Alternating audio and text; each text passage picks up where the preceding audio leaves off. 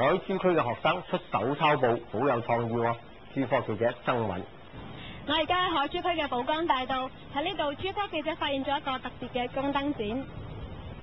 中秋節將至，各種燈飾開始充斥街頭。不過呢度嘅宮燈唔係掛住嘅，而係放喺地上。行埋嚟一睇，先發現來有乾坤。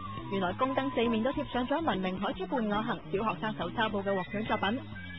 他在還是說，因為具體的文字我沒有怎麼看，但是說看他這個外表的一個創意啊，包括構圖啊，這些覺得還是挺不錯。這個雖然吸引唔到好多人注意，但有人似乎就俾呢啲手抄報勾起咗以前嘅回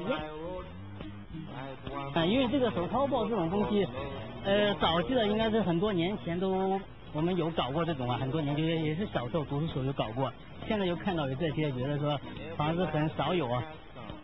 呢位街坊話：以前嘅手抄報形式比較單一，依家就多姿多彩好多，有亞茂整井、迎亞運主題，甚至仲有全打印。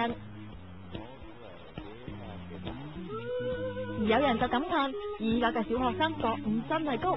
冇諗過，即係講而家嘅小學生比我哋以前嘅更高咗好多啦，都感覺到一個創意嘅一個精神可以滲透到每個人嘅實際生活中啊，嘅行為舉止啊，同自己嘅做法，包括掉垃圾咩都可以從自己做起啦。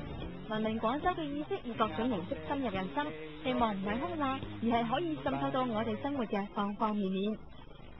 我覺得咧，尤其喺呢個電腦時代咧，手抄報啊，真係學生佢表現自己創造力最好嘅形式之一。咁嘅展覽啊，可以多啲，再多啲啊！咔咔。